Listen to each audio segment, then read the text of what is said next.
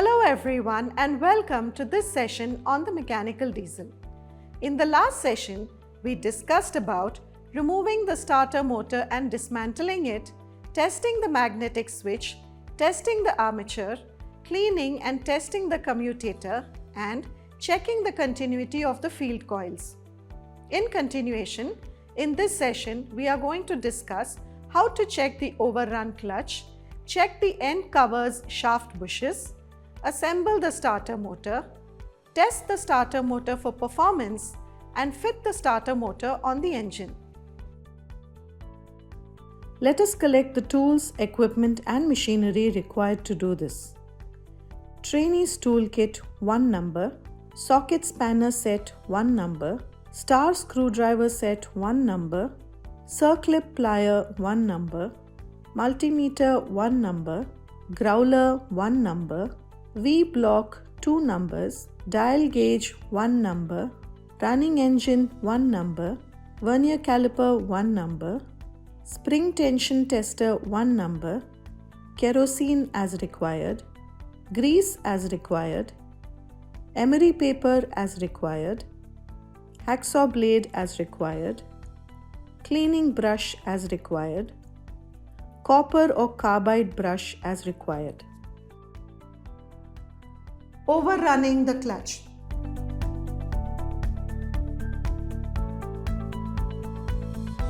Inspect the one-way clutch for free rotation in direction A and lock up the other way round. Check the pinion for abnormal wear and replace it as required. Check the armature shaft and drive end cover bush. Using a 10 mm rod, take out the bush cap. Measure the internal diameter of the drive bush. Measure the outer diameter of the armature shaft at the drive end. If clearance exceeds the limit, replace the bush. Remove the bush from the drive housing on the arbor press. Measure the outer diameter of the armature shaft at the commutator end. If clearance exceeds the limits, replace the bush. Thread in with a suitable tap in the bush. When the end of the tap reaches the bottom of the frame, tighten it further. The bush will come out. Fit new bushes as press fit on the arbor press. Ream the inside surface of the bush to obtain oil clearance of 0.05 mm between the armature shaft and bush. Assembly.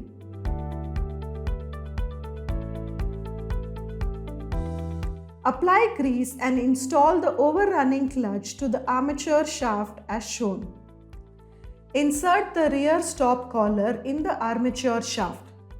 Insert a circlip in the armature shaft. Insert the front stop collar in the armature shaft. Press with the help of the 2 pliers as shown. Apply grease to the drive lever. Combine it with the armature. Install the yoke. Assemble them with the drive housing. Install the brush holder. Install 4 sets of brushes with the springs. Install the brush holder cover. Apply grease and install the commutator end housing as shown. Replace the magnetic switch and its boot with a new one if required. Apply grease to the plunger's hook. Hook the switch plunger with the drive lever.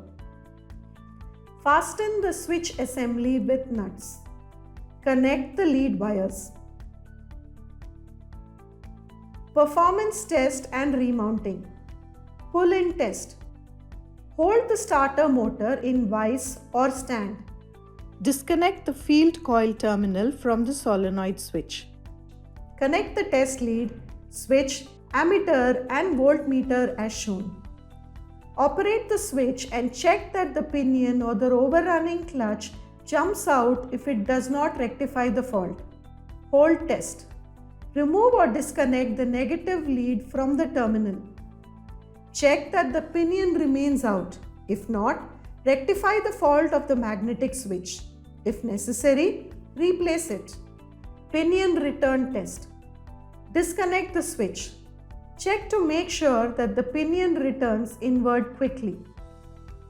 No load performance test. Connect the battery leads as shown. From the battery terminal to the solenoid switch terminal and the second battery lead to the starter motor. Operate the solenoid switch and check if the starter motor runs without fail with the pinion moved out. Place the starter motor in its position on the vehicle.